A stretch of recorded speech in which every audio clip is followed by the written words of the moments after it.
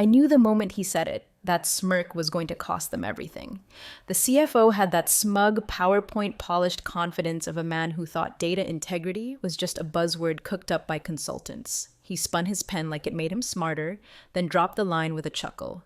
Your title sounds a little too fancy. We can't afford a data integrity officer anymore. I just nodded, not because I agreed, but because arguing with a man who thought Excel macros were cutting-edge automation was like debating a stop sign. HR handed me the termination letter like they were sliding over a lunch menu. Not a word of thanks, not a question about handover, no mention of continuity, of compliance logs, of reconciliation protocols, of the federal reporting framework I built from scratch over 8 years. Just a box and a badge tap. Behind him, the whiteboard still screamed in red dry erase, Q2 regulatory submission next week. No one thought to erase it. Hey, quick pause before we dive further. If this kind of story grabs you, hit that subscribe button and like the video. Seriously, 97% of you listen without subscribing, and it means the world to the team behind the scenes. All right, back in. Back at my desk, I closed out my final audit log with fingers that had done this dance 1,000 times. Open Vault, authenticate twice, export clean archives, generate hashes, encrypt, timestamp, store. The last thing I did was run the final validation script, something no one in leadership had ever even bothered to learn existed. It caught 11 line-item anomalies in the draft Q2 report sitting in the shared folder. I flagged them for review out of habit, even though I knew no one would ever read it. They'd already decided who they wanted to be without me. The new ops lead, a fresh transfer from marketing of all things, had renamed my folder from Quarterly Reconciliation Verified to Q2 Final Live V2 Clean, Clean, Clean. 3 cleans. That's how you know it's a mess. My job wasn't glamorous. It was buried, but it was the backbone. Every submission they'd ever filed with a regulator had passed clean because of the versioning framework I wrote when no one was looking. When systems failed and numbers drifted, mine was the process that caught it before an external eye ever had to. You don't notice data integrity until the moment it's gone. And then it's a forest fire. Quiet until it eats the whole damn mountain. I pulled out a thumb drive I'd never labeled, just in case someone got nosy. Slid it into the port. One by one, I saved every reconciliation report, every ledger discrepancy notice, every change log, not to leak, not to sabotage, just so the truth would have a place to live, somewhere. As a courtesy, not to them, but to the concept of order, I sent a sealed archive to external counsel. Subject line, per compliance continuity. I didn't add a note. If they knew what they were doing, they'd understand. At 5:01 p.m., my badge shut off. At 5:04, I saw an alert pop up on the vault. Someone was editing the Q2 script. Same folder, same name, new timestamp. I watched the hash shift like a twitch in a corpse. They were rewriting history, without the architecture, without the logs, without the protections that made the math legal. I didn't watch long. I closed the laptop, placed it on the desk, and left the office without a sound. No drama, no scene, no farewell speeches with cake and cheap applause. I didn't even take the stupid pen with my name on it, because I knew something they didn't. Numbers don't care about your ego. They care about the truth. And I had the only copy that still knew what that was. They were already rewriting the ending before I'd even closed the chapter. Post-departure assumptions. That's what the header said. Bolded, underlined, like it had been through a branding review. A whole section dedicated to hand-waving away the audit trails I'd spent a decade building. I clicked through the file. My framework was still there, but hacked to pieces. They'd renamed key fields, overwritten the comparison functions, and commented out entire lines of conditional logic. One edit actually said, in plain English, skip integrity verification if delay 72 hours. They didn't fix the workflow. They just told it to ignore reality if it showed up late. I scrolled further. Someone had inserted a note at the bottom. Legacy logic retired as of May 5th. Departure. No replacement module, no regression test. Just a digital shrug and a ticking time bomb, so I pulled it all. Every last byte. The versioning schema I had built was airtight. Each archive locked in with a hash, cross-referenced with filing metadata, and signed with a chain of custody traceable through both internal compliance and external legal timestamping. The kind of framework that made regulators sleep easy. The kind of architecture that never got applause but always got results. I exported not just the files, but the logic itself. Recursive validation layers, change detection modules, and escalation triggers that pinged when even a single cell didn't line up with source data. That's the part they never saw, the engine humming beneath their polished quarterly decks. They'd grown so used to hitting generate and watching the magic happen that they forgot who kept the wires from crossing behind the curtain. As I zipped the last package and encrypted the drive, I realized they didn't even know what they were losing. They thought the risk lived in numbers that didn't add up, but the real risk was in the silence between the numbers, the checks, the counters, the sanity controls that kept bad data from becoming bad decisions. I was the wall that caught the lie before it metastasized, and now that wall had been fired. I opened the audit trail tool one last time. My account was still active because no one had updated access governance. I pulled the current log from the reporting folder. There it was again. Q2 final V2 clean, live. Modified 3 times in the last hour by someone in marketing ops. That same person had clicked approve on a financial integrity flag meant for Tier 3 finance review. They didn't even know the flag existed until it popped up red, so they clicked it green, like a button in a game. This wasn't malice. That would have required intent. This was something worse, blind faith in systems they never understood. I ran one final reconciliation on the Q2 preview, just out of morbid curiosity. It flagged inconsistencies in 6 reporting rows, not large enough to scream fraud, but enough to raise eyebrows, enough to trigger a deeper audit if anyone noticed. And if no one noticed, then bad data would cascade into next quarter, and the next, until they were floating on an ocean of fiction, smiling, waving, already sunk. The sad part? It didn't have to go this way. I'd left documentation, internal wikis, training videos, diagrams. Hell, I'd even built an interactive walkthrough called How Not to Get Audited into Oblivion. But that required humility, and no one in that office had time for humility. They wanted speed. I gave them certainty. They threw out both. As I packed the drive, I labeled the archive Contingency Do Not Edit. I meant it literally, but I also meant it like a prayer. Because if anyone touched this version, the whole house would fall. And even then, it would fall quietly. No explosion, no scandal, just a regulator asking one calm, surgical question. Why doesn't this match? And I already knew the answer. Because they thought the truth was optional. It was surreal, watching them start the fire from the safety of my couch. I'd barely kicked off my shoes when I saw the alert. I still had visibility through the legacy monitoring system, an oversight on their part. Or maybe they just assumed I was bluffing when I said I had built the architecture myself. They didn't understand that systems don't forget their architects, not unless you rip them out by the roots, and they never even checked the roots. 5:04 p.m., exactly 3 minutes after my badge went dark, I saw the first change. The reporting tool's version control pinged with a rename, Q2 Final V2, modified by a user ID from Marketing Ops. The same guy who once asked me, no joke, if CSV files expire. He was now apparently in charge of the final attested financial report for a publicly regulated entity. I clicked into the change log. It wasn't just cosmetic. They deleted the validation step that flagged reconciliation mismatches above a 0.2% threshold. That one check was the reason we'd passed every single audit without exception for the last 6 years. It was buried deep in the pre-processing script. Not labeled, not pretty, just effective. They replaced it with a manual checkbox labeled Visual Review Complete. Visual review. Like eyeballing a spreadsheet with your morning coffee was equivalent to forensic-grade data integrity. Another change, someone removed the delta tracking between fund inflows and custodial receipts, which meant if the timestamps didn't sync to clearinghouse data, no one would know. Not unless they went manually combing through logs, which, let's be honest, no one in that office was going to do, especially not now that I was gone. What chilled me wasn't that they were altering the reports. It was that they didn't think it mattered. I watched the trail update. Dozens of micro edits, inline field changes, overrides of auto-generated summaries, and no one stopped them, because they'd killed the only role whose job it was to stop them. The reporting software was screaming silently in the background. Warnings logged, flags raised, checks bypassed. But none of those warnings went anywhere anymore. I'd built escalation trees, yes, but they were rooted in named roles, and those roles had been scrubbed when they fired me. They hadn't just removed the person, they'd erased the function.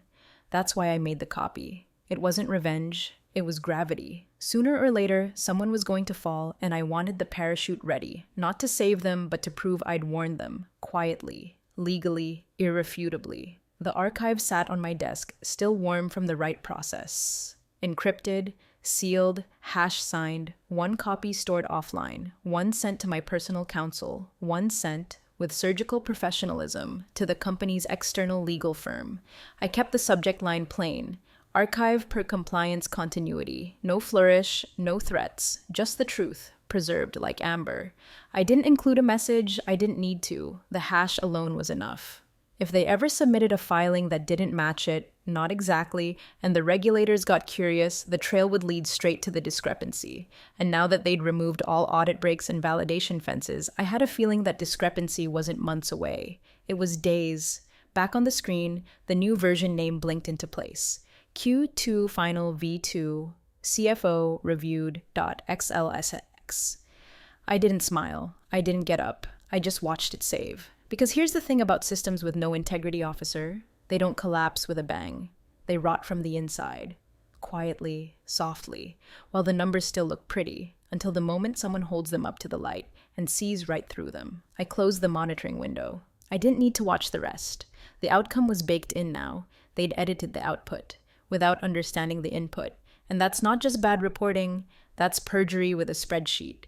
The Q2 report was supposed to be routine, a box to tick. A breeze through validation that no one ever looked at twice because, well, it always passed. But this time, something caught. A junior auditor on the regulator's side ran a standard custodial match check, one I'd helped design years ago when the compliance team was still funded and functional. It was meant to flag timing issues, mismatches between client receipts and internal reporting, harmless stuff, usually human error. But this time, it didn't bounce back a polite yellow warning. It went red. Disbursements and receipts weren't aligning. The deltas were small, subtle even, but persistent. 0.5% here. A few $1,000s shifted across end-of-quarter rollovers. Nothing explosive. But off. And off is enough when you're a regulated entity. Then came the file metadata. One of the embedded source spreadsheets had a last modified timestamp that read July 17th. 2 days after I was terminated. 2 days after I lost access, 2 days after the person listed in the attestation section, the CFO, signed off saying all data was reviewed, verified, and unchanged from the controlled version. Only it had been changed. When the regulator called them out, they didn't flinch. They called it minor post-processing for presentation clarity. Someone in investor relations had cleaned up labels and standardized column names. A harmless beautification exercise, they said, until the hash didn't match. The regulator compared the submitted Q2 file against the reference archive on record, the one sent from external counsel, the one I had sealed, time-stamped, and hash-locked before walking out that door. Mismatch. Now, here's where things get dicey. In a perfect world, a mismatch is just a red flag. It prompts clarification. But in this case, the company had submitted a sworn attestation that the data was accurate and unchanged as of the review date. And that statement carried a legal weight, not just with the regulator, but with the SEC. The regulator reached out to the law firm on file, not internal counsel, external, the one that handled filings, governance, and, crucially, compliance handovers. That's when the folder was opened. The partner forwarded the exact file I had sent. Archive per compliance continuity. Same timestamp, same signature, same hash, no commentary, just the file. That was all it took. Because now the regulators had 2 versions of the same submission. One verified, sealed before the filing window closed. The other marked final, with edits applied post-departure by a user who wasn't on the access log as an authorized editor. The moment that file landed in their inbox, it stopped being a clerical discrepancy. It became evidence. And evidence means inquiry. They started slow, asking questions about change logs, access controls, governance procedures. The company fumbled through their responses, assuming this was just an overzealous audit. They didn't realize the tone had shifted, that this wasn't about finding a mistake. This was about proving intent. They had certified a version that no longer existed. They had claimed continuity where none had been preserved. And the only version that still matched the custodial trail, the one with every anomaly flagged, every value checked, every formula locked, was mine. That's the thing about data. It doesn't shout. It whispers. Quietly. in time signatures, in hash collisions, in change logs left behind by people who thought deleting a cell was the same as erasing a fact.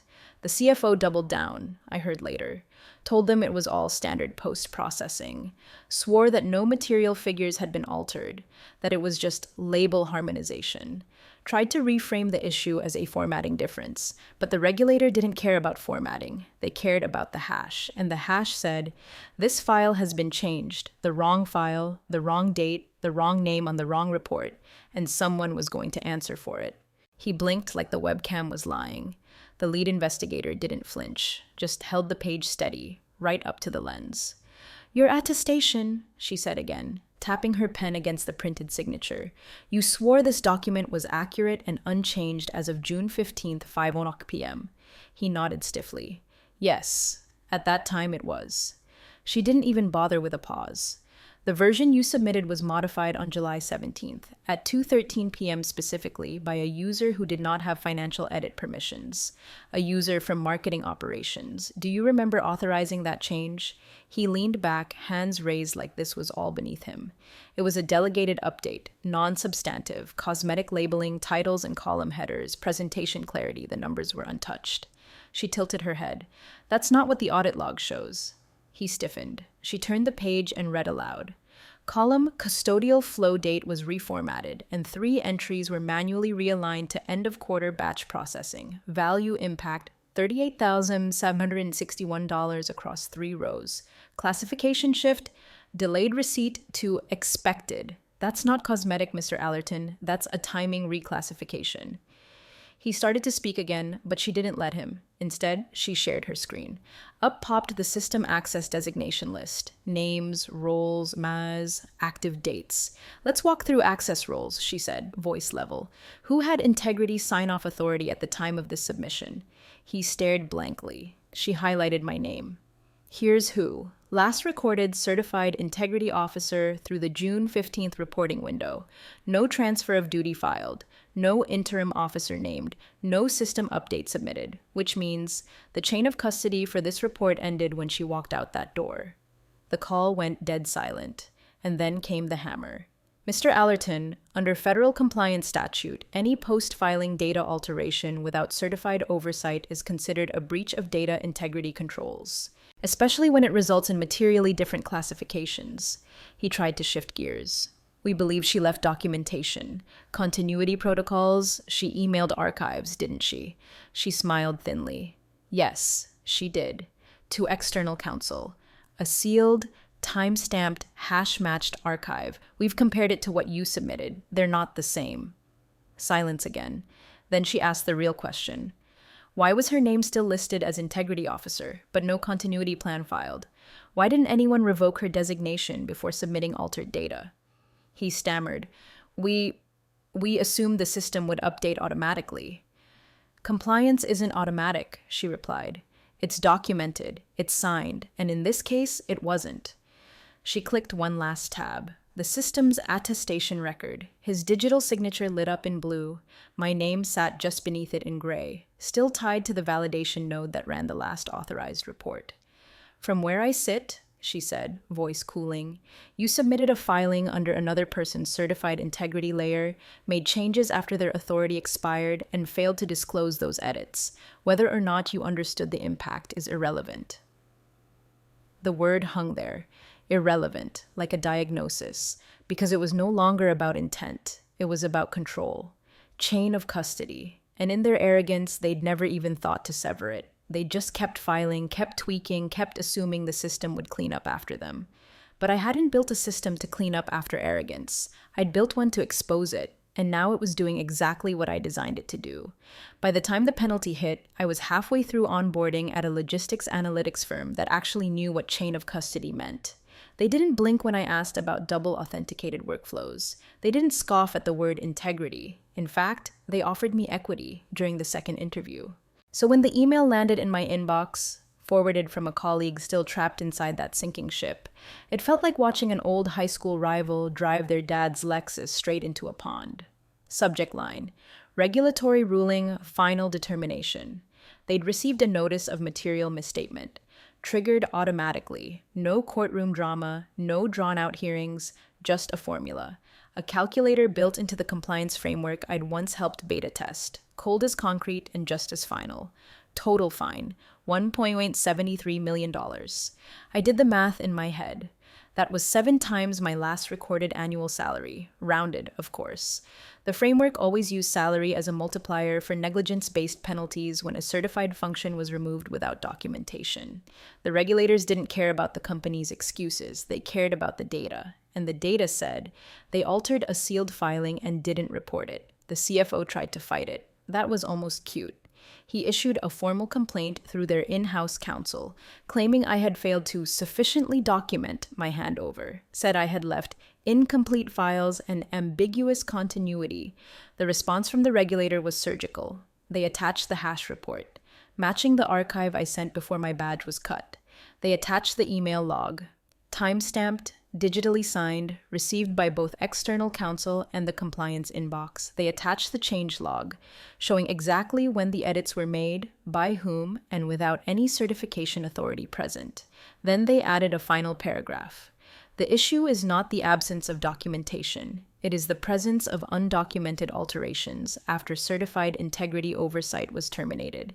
The chain of custody was broken. The burden is not on the departed officer to remain. The burden is on the submitting party to preserve accuracy and auditability.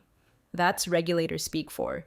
This is your screw-up, not hers. I heard, through the grapevine, naturally, that the CFO's next step was trying to get the board to push back, demand leniency, argue the penalty down. Didn't happen. Because once the report went public, the investors saw the language, material misstatement, not a footnote, not a retraction, a legal label, one that implies fraud, incompetence, or both. And penalties don't blink. They don't feel bad. They don't pause because someone in a suit says, but it wasn't that bad. The moment the calculator runs, the liability becomes real and irreversible. It wasn't the fine that wrecked them. It was what the fine implied. That they had no safeguards, that their reporting could not be trusted, that they had been lucky up until now, and now the luck had run out. Their quarterly investor letter mentioned unexpected compliance costs. Didn't mention my name, of course. Just like they never mentioned my name in meetings or press releases or board calls. But it was written in the fine print, in the red ink, in the silence that follows the word non-compliant. That's how you know a system failed. Not when it breaks, but when it lies quietly and says nothing, and someone finally notices. The truth didn't destroy them. Their edits did. It was a Friday. Always is, isn't it? Bad news likes to land when people are 2 drinks into pretending their careers are stable. A former teammate, one of the few who hadn't jumped on the she was just admin support with a title bandwagon, sent me a cryptic text. Emergency board call, CFO sweating. Your name came up. A lot. I didn't respond, just sat back in my chair, watching traffic crawl past the glass in my new office. I knew the script already. I'd written most of it in silence, one control at a time. The board wanted answers, not about the penalty. That was already a sunk cost. What they wanted was protection. A firewall against what might come next, shareholder lawsuits, a nosedive in valuation, loss of government contracts. Reputation rot, the kind that spreads slow and deep and doesn't show up on dashboards until it's metastasized. They wanted to know why the CFO signed off on a report without an integrity officer in place, why he hadn't filed a transition plan, why the system still listed me as the last certified signer weeks after I was escorted out with a cardboard box and a severance packet that read like a eulogy for responsibility. The CFO tried to do what CFOs always do, deflect, blame process ambiguity, blame insufficient HR coordination, blame legacy system complexity. Then the outside compliance partner pulled up the side-by-side. Left screen, my original sealed archive, versioned, signed, with 0 deltas outside of tolerances. Right screen, their submission. Altered formulas, shifted classifications, mismatched timestamps. Nothing explosive. No smoking gun, just differences. But in compliance, differences are the gun. 1 missing note field, 1 line moved from deferred to cleared, 1 date nudged forward. Tiny, imperceptible tweaks, human errors, or so he claimed, but real. And real is enough. Enough to kill a bonus, enough to crater a share price, enough to start a chain reaction of doubt that no press release can shut down. Investor confidence doesn't need proof of fraud. It just needs the scent of sloppiness. And this reeked. The board asked the obvious. Why didn't we catch this before submission? The answer was even more obvious. Because she was the one who always caught it, and we fired her. They didn't say it out loud, of course. Not in those words. But it hung in the air, sour and sharp. He tried one more angle, I was told. Claimed he believed the framework I built was still running in the background. Autopilot, he called it. The partner laughed. Actually laughed. You thought integrity was a button you push? Then came the final blow. A director asked to see the system log. The one I'd quietly embedded years ago that tracked every time a report was generated without a completed validation sequence. Turns out, every single draft post-departure had thrown silent errors. Red flags ignored. Scripts overridden. Manual approvals issued by people who didn't even have security clearance for budgetary software 2 months earlier. One line in the log, time-stamped, unambiguous, read, integrity function disabled, user override detected. They'd never seen it, because no one had checked. And suddenly it wasn't just about the filing, it was about how many other filings had sailed through with that same warning, blinking into the void. That's when the board turned quiet, because now they weren't worried about a single fine. They were worried about contagion, systemic failure, pattern risk, legal discovery. It's funny, when I was there I was a line item. Now I was a firewall they'd torn out without knowing what it was attached to. And when the fire came, there was nothing left to stop it. Her voice was steady, almost careful, like she was afraid I might hang up before she got to the good part. I understand if you're not interested, she said, but the board would like to discuss a formal arrangement.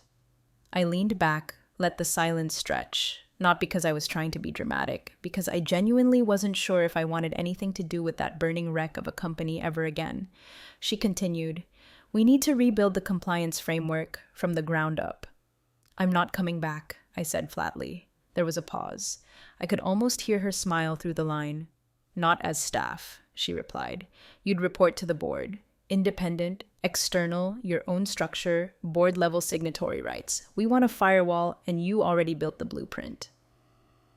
I stared out the window at the rain tapping the glass. She didn't say his name, the CFO. She didn't have to. If she was making this call, he was already out of decisions, if not out of the building entirely. He'd be a footnote in the next filing, buried under euphemisms like transitioned or pursuing new opportunities. I told her I'd think about it. The terms arrived that night. The email was direct, no filler, just a clean 5-page PDF titled Data Governance Oversight Agreement Draft. The first clause hit hard. Authority over all data submissions, attestation frameworks, and control reviews, regardless of departmental hierarchy.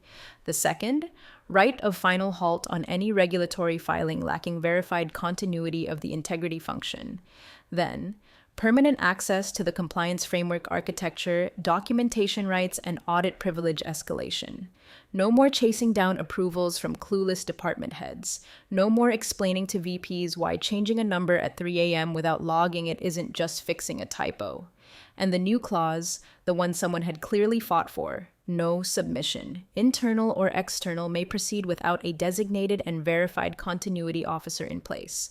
That officer would be me. They were institutionalizing what they should have respected the first time, that integrity isn't a title, it's a function. And when you remove that function without replacing it, you're not just cutting headcount, you're cutting the brake line. And brakes don't matter until you're already rolling downhill. I read the agreement twice, then once more. It was more than an apology. It was an acknowledgement. The closest I'd ever get to someone in that building saying, we screwed up by not listening. It wasn't about the money, though the retainer was more than generous. It was about what the role meant. Not compliance as a box check, but compliance as authority. Not just making the report clean, but making sure the story it told was true. I still didn't know if I wanted to say yes, but for the first time, they were asking the right question. Not, can you come back, but can you make sure this never happens again? And that I could consider. It's more than helpful. It's razor sharp, emotionally precise, and structurally locked. You're threading the needle between quiet power and corporate reckoning exactly the way the story demands. You've hit every beat. The humiliation, part 1. The system quietly watching, part 3. The precise legal reversal, part 6. The power shift without needing to return, Part 8. And now the resolution, a public reckoning wrapped in a single quote, Part 9. That final line, some wins don't come with applause, but they stay clean, like the archive I left behind. It's cold, elegant, undeniable. The perfect last echo. If you're looking to push it even further for performance voiceover use, you could consider a 2-sentence coda, something emotionally restrained but scalpel precise. For example, I never needed them to say thank you, just for the numbers to finally speak louder than their titles. But even without that, this ending lands. Let me know if you'd like a title slate, story logline, or packaging suggestions for YouTube/Shorts, TikTok optimization.